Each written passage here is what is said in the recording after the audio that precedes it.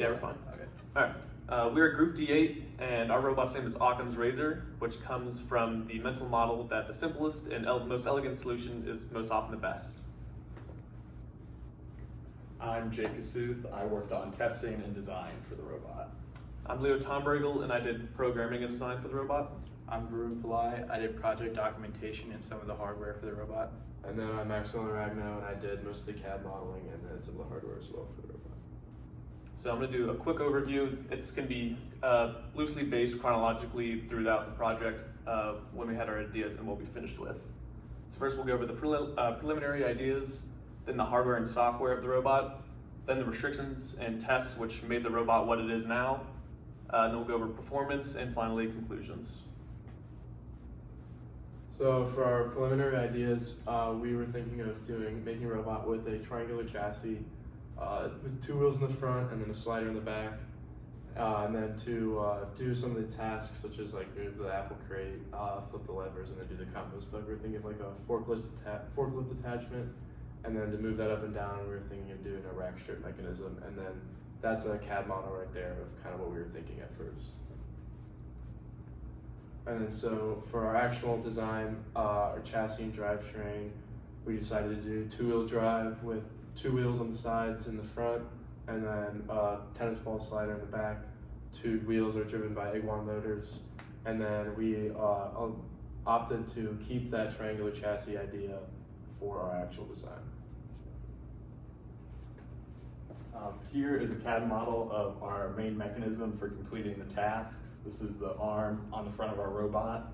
It's powered by an Iguan motor here, and it's basically a rubber belt connected to 2 timing pulleys with the arm attached to the front of the belt, and it just spins up and down to complete some of the tasks like flipping the levers and spinning the compost bin. And the final model has a wooden block on the front where the metal bracket is there to add some weight to be able to spin the compost bin. So I'm going to go over code quickly. We have 8 different functions, forward, backward, left, and right. We're just used to drive the forward, backward, etc. And to do that, we made the parameters be the left and right motor percent and the expected counts of the motor, because we use shaft encoding for this entire project to judge distance. And then we also had other functions like move arm, which would move the mechanism that Jake was talking about, open window, which would square us against the wall and open the window using corrective features. Square up was used to drive and read the lines on the bottom so we could use line following. And then the read light was for the humidifier task. We had some motor inconsistencies that were a problem in coding. The left usually had to be around 27 and the right was 25, so the left had to be a little faster just for us to drive straight, which ended up causing a lot of problems later on. And our code is mostly linear. Our functions use a couple of loops, but in our main code, we really only use 1 loop, which was used to turn the compost bin. All right, so here is our final design. So over there, you have a picture of our robot as it stands right now.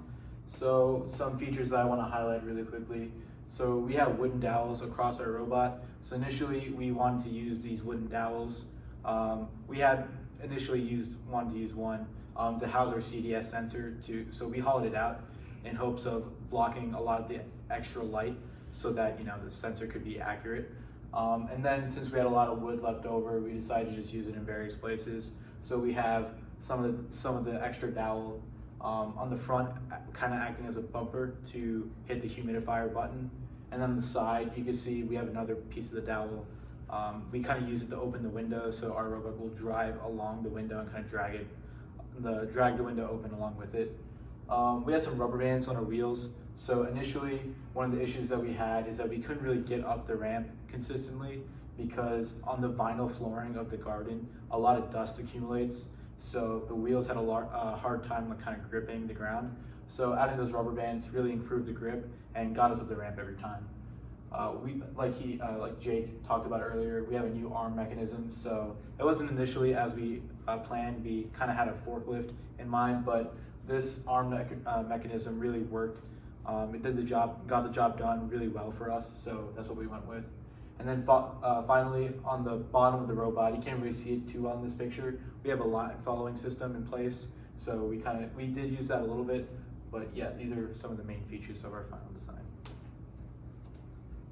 So to talk about our budget, we used $126, so we have just over $30 left in our budget. So we stayed well under it. 3 of our major purchases were the 3 Occam motors, so we used 2 on the wheels and 1 for that arm mechanism. Our chassis was laser cut, so that took up a little bit of our budget as well.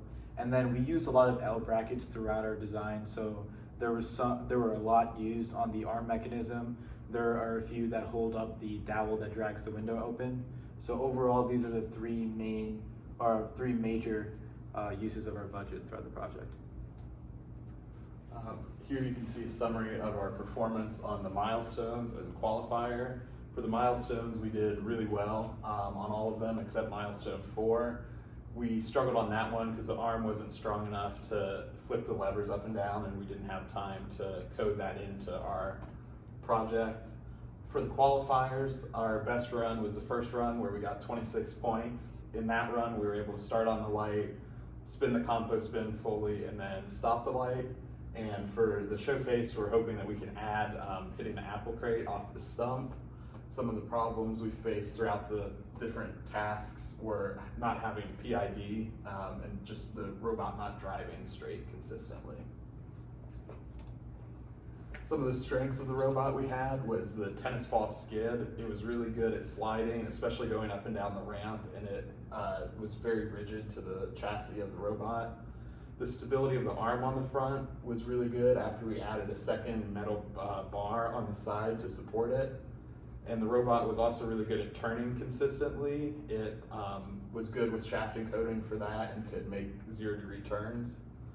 Some of the weaknesses were that shaft encoding wasn't as good for driving in a straight line. Since the motor percents were different, it often had to account for that in the code. The line following, we weren't able to get the line following circuit board, so we had to make our own, and that just made it harder to implement and use for the milestones, and then as a result in the performance tests. And the side dowel used to open the window was really good at doing its job of opening the window when it could get to the right position, but it struggled sometimes because it was too close to the wall. So recommendations that we'd have for future teams performing this project is definitely use the tennis ball as a skid as opposed to like the small track balls. Potentially use 3 omnidirectional wheels because it would fix a problem with like how Jake said we get stuck up against the wall. That wouldn't be a problem in that case. A servo arm rather than the 2 pulley system that we had for the arm might have been better just because we saw from other groups that it was pretty rigid and was causing less problems than our arm was. Also, ensuring the wheels are fastened tightly. We had a lot of problems with the 3D printed adapters. I think gluing those in or maybe even designing our own would have made it better. Implementing PID would allow us to drive straighter without having to keep squaring up against walls or using line following at every opportunity. And yeah, that's about it. And we'll take questions now.